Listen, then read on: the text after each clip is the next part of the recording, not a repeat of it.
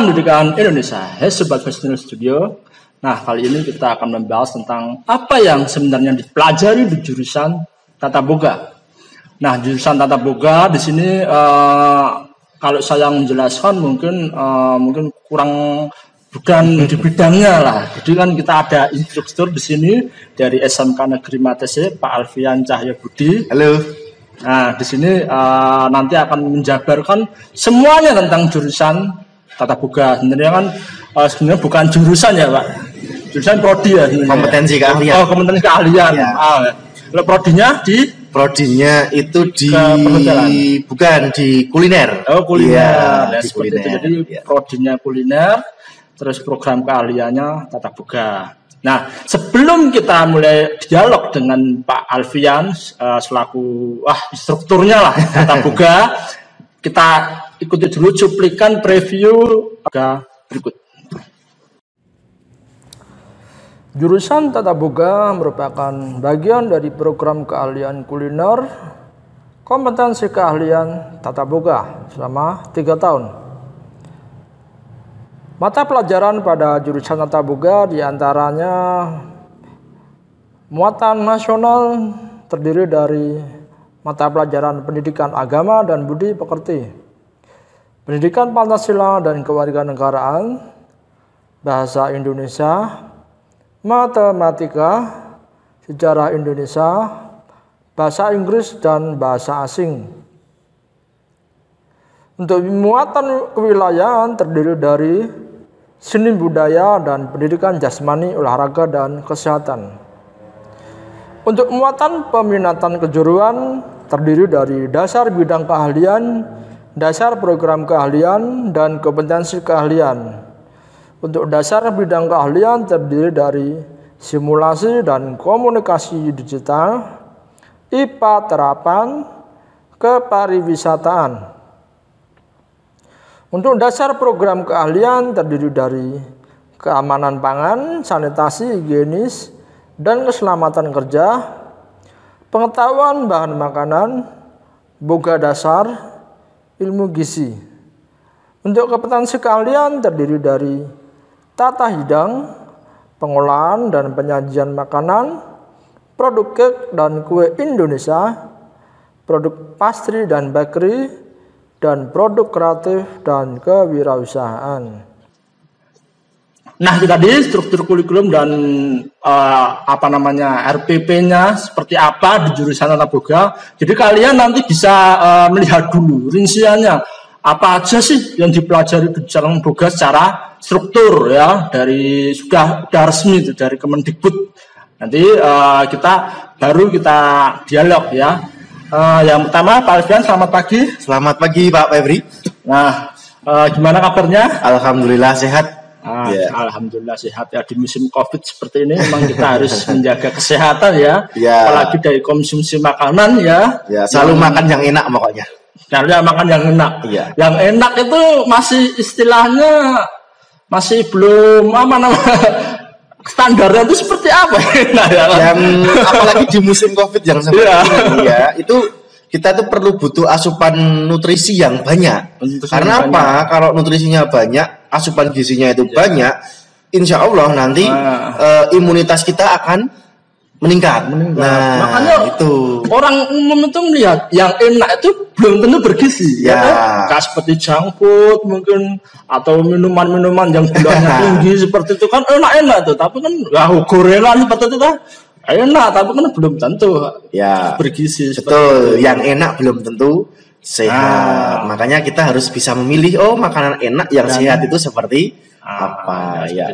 Nah, sebelumnya untuk pengantar aja, di sini kita berada di lokasi lab Tata Boga SMK Negeri Matese.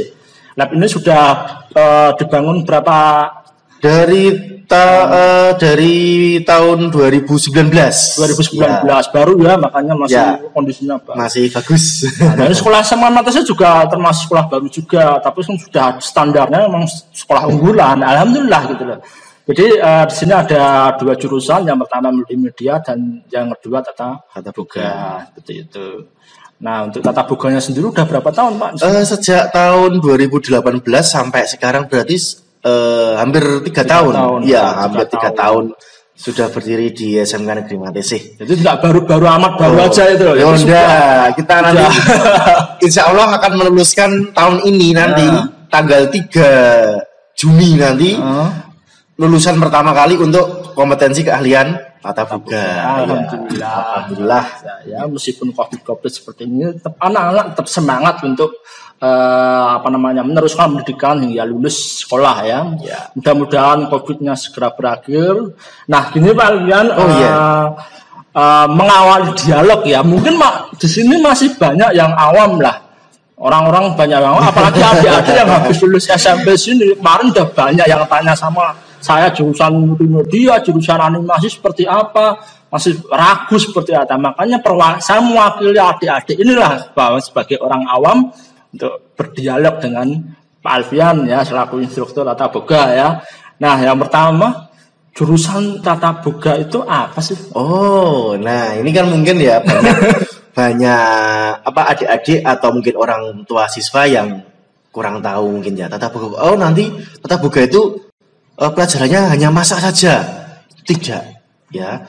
Di sini nanti kita belajar bagaimana cara-cara ya memang memasak sih, tapi memasak dengan ilmu. Ya, memasak dengan ilmu, memasak dengan teknik yang benar. Ya, benar. Prosesnya, kemudian nanti platingannya. Lah, sekarang kan Pak banyak hotel menyajikan makanan ya, terutama makanan tradisional. Nah, tradisional. Iya, getuk itu ya. Getuk kalau sudah masuk hotel. Iya. Itu harganya sudah di atas 10.000. Namanya juga masih getuk Pak tadi. Iya, tapi cuma ya itu penampilan platingannya itu berbeda. Coba kalau getuk di pasar paling hanya 2.000 dapat. Kalau sudah masuk hotel, restoran, ya. Ya, getuk itu padahal kan bahan dasarnya dari singkong. Iya, betul. Ya, makanan itu bisa mempunyai nilai artistik, karakteristik. Ya, artistik dan mempunyai nilai jual tinggi. Nah, sebelumnya ini, tata boga itu sebenarnya mempunyai bidang keahlian di pariwisata. Ya, sektornya adalah pariwisata. Jadi masih bergabung di sektor-sektor pariwisata. Kan tidak mungkin banyak orang di tempat wisata itu kan pasti ya. Pasti banyak restoran-restoran atau hotel atau banyak pusat-pusat kuliner. Ya. Nah, makanya tata boga ditempatkan di sektor pariwisata. Kemudian untuk program keahliannya adalah kuliner.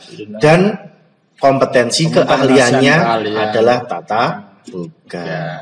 Demikian Pak Febri. Oh, jadi seperti itu, tidak hanya sekedar masak ya. Iya, tidak hanya sekedar masak. Ada teknik-teknik khusus.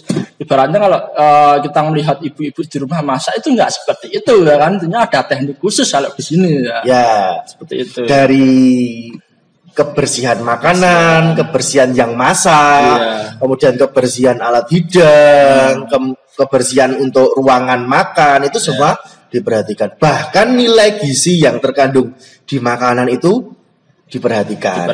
Ya, ada kan makanan yang keasinan, tahu-tahu yang makan punya darah tinggi. Nah, itu kan bahaya. Makanya kita harus perhatikan takarannya, menyesuaikan dengan konsumen juga. Ya, kita ada mata pelajaran ilmu gizi juga. Oh, gitu. Ya, jadi mempelajari gizi makanan, kandungan makanannya apa saja, aman tidak untuk dikonsumsi. Ya, seperti itu. Jadi itu tadi kompetensi keahlian tata boga itu seperti itulah ya. Jadi, ada banyak sekali ya. Nah, sekarang untuk yang mungkin secara tadi kan sudah kita jelaskan paparkan, jadi yang di video yang lain lah kita sudah paparkan struktur kurikulumnya seperti ini. Nah, menurut Bapak, seingat Bapak yang dipelajari di tata boga itu apa aja? Mungkin ada ada apa aja gitu. Yang dipelajari di tata boga itu kita meliputi dasar dulu. Dasar kompetensi keahlian. Itu meliputi dasar boga, kemudian pengetahuan bahan makanan, kemudian ilmu gizi, keamanan pangan. Ya, kemudian teknik-teknik memasak, kemudian bagaimana kita bersikap di dapur itu bagaimana. Nah, itu di etikanya. Iya, betul. Kemudian di pengetahuan bahan makanan, itu kita mempelajari karakteristik bahan makanan. Dari bahan makanan hewani sampai nabati. Dari yang terkecil butiran sampai yang paling besar. Nah, itu cara pengolahannya juga bisa dipelajari di pelajaran mata pelajaran pengetahuan bahan makanan. Kemudian ilmu gizi, ilmu gizi tadi sudah saya utarakan sedikit, itu mempelajari kandungan-kandungan bahan makanan, kemudian nutrisinya apa saja, terus aman tidak dikonsumsi. Nah, itu di ilmu gizi. Terus ada lagi keamanan pangan. Nah, keamanan pangan itu ya hampir sama sih seperti ilmu gizi. Cuma kalau keamanan pangan itu lebih ke kesehatan pengolah makanan dan kesehatan makanan sendiri itu. Jadi makanan itu istilahnya steril atau enggaknya? Iya, betul, itu diperhatikan. Bagaimana cara pengemasan, penyajian, kemudian cara memasaknya itu biar tidak terkontaminasi dengan bakteri atau kuman, bagaimana. Nah, itu ada kita pelajari di mata pelajaran keamanan pangan. Iya, begitu. Terus kemudian ada lagi di kompetensi keahliannya itu ada mata pelajaran yang pertama adalah tata hidang. Nah, di tata hidang ini kita mempelajari tentang pelayanan makanan dan minum. Kita berlatih atau belajar. Jadi ibaratnya kayak yang di restoran itu ya. Betul, waiter atau waiters. Ya, itu wajib dalam sebuah restoran harus ada itu. Kalau tidak ada itu, restoran tidak bakal berjalan. Ya, dari apa? Tamu datang, pesan makanan, kemudian menyajikan makanan sampai clear up. Ya, clear up itu tamunya keluar. Bukan. Istilahnya makanan sudah habis, kemudian piringnya diambil oleh tamu saji. Berarti di tata hidang ini sangat penting. Betul sekali. Sangat penting ini. Kemudian ada pastry bakery, nanti mempelajari membuat roti, cake, ulang tahun gitu. Roti isi daging, kemudian pastry yang adonan berlipat-lipat itu. Itu kemudian ada produk cake dan kue Indonesia. Nanti kita mempelajari kue-kue Indonesia, Pak. Kue-kue Indonesia dari Sabang sampai Merauke sampai luar negeri kita pelajari juga. Kalau yang kayak es krim itu masuknya di mana tuh? Itu nanti di pengolahan dan penyajian makanan. Nah, ini pengolahan dan penyajian makanan itu nanti masuknya di hidangan makanan penutup. Atau dessert. Nanti di pengolahan dan penyajian makanan itu mempelajari makanan Eropa, Amerika, makanan Barat atau Western, sama khususnya adalah makanan Indonesia, makanan tradisional Indonesia. Paling sedikit beratkan Indonesianya dulu. Indonesia yang paling penting ini. Yang selanjutnya, kira-kira persyaratan. Contohnya kalau ada anak tertarik, wah aku pengen sekali untuk ikut atau masuk ke jurusan tata boga ini, wah ini jadi aku kalau udah keluar dari jurusan tata boga mungkin pandai memasak dan yang sebagainya lah. Nah, aku masih ragu nih persyaratannya apa ya kalau mau masuk tata boga. Mungkin ada persyaratan khusus nggak? Sebenarnya ada, Pak. Untuk persyaratan khusus itu sebenarnya sebenarnya adalah yang paling utama adalah tidak buta warna. Tidak buta warna. Karena apa? Nanti kalau buta warna, mohon maaf ya ini.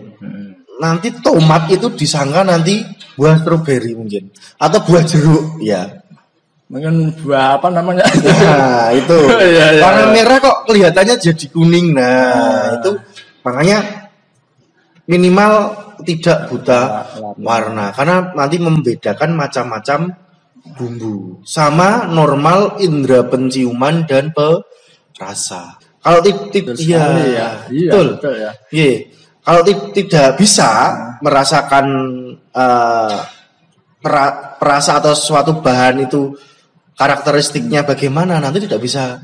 Tapi harus peka banget nggak, Pak, kira-kira? Harus peka. Ini perasaannya tuh harus peka gitu. Kalau peka sih nanti bisa dipelajari itu, Pak. Saya awalnya juga dulu seperti itu, mempelajari berbagai macam bumbu. Bumbu rempah Indonesia sama bumbu rempah yang Eropa luar negeri. Oh, karakteristiknya ini jika nanti merica kemudian sama pala dimasukkan nanti aromanya seperti apa. Itu.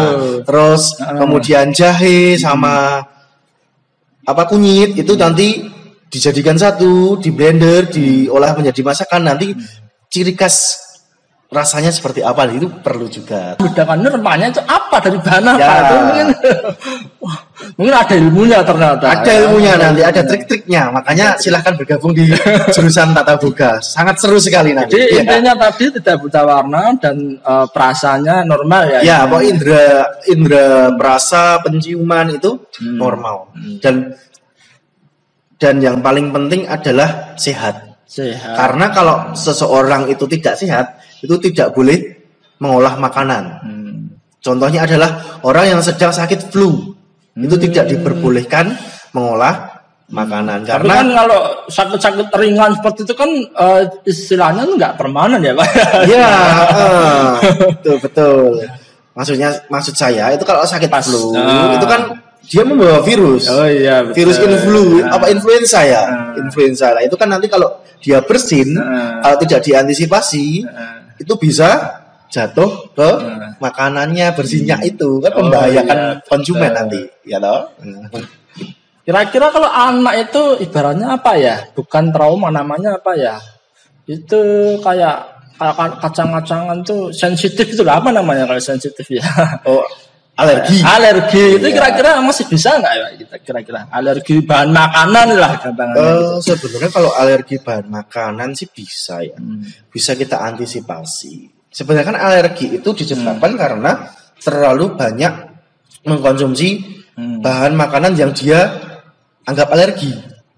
Jadi lebih ke pikirannya ya, di mindsetnya. Kalau konsumsi makanan itu cukup, insya Allah nggak bakal alergi. Alergi itu karena kebanyakan. Kalau tinggi badan itu memang wajib sebenarnya. Ya, memang wajib kalau tinggi badan itu minimal adalah 150 sampai 155 minimal. Ya, itu minimalnya seperti itu. Karena kalau mohon maaf ya terlalu tinggi badannya kurang sesuai, nanti kan kita ada yang namanya OJT. On the job training atau bahasa kerennya adalah PKL. Oh iya, ya. Nanti kita bahas itu ya Pak. Ya, itu harus ada persyaratannya. Apalagi kalau PKL-nya di hotel, wah itu ada persyaratannya itu. Iya. Terus untuk yang laki-laki perempuan nggak masalah ya? Nggak masalah. Nggak masalah, siapa aja bisa ya. Bisa. Jadi tidak kalian nggak usah terlalu minder, wah saya cowok itu. Saya cowok Tata Boga, wah enggak. Iya, banyak kan laki-laki. Nah, itu banyak aja laki-laki, maka yang laki-laki itu sangat penting di dunia kuliner. Iya. Gitu. Jadi itu persyaratan ya mau masuk Tata Boga. Jadi bisa kalian catat aja gitulah. Intinya adalah kalian tuh sudah tahu jurusannya seperti apa yang dipelajari seperti apa, persyaratannya seperti apa, tinggal kalian persiapkan. Intinya seperti itu. Jika ada kritik dan saran silahkan komen. Jangan lupa like dan subscribe. Jangan lupa belajar hari ini. Bye.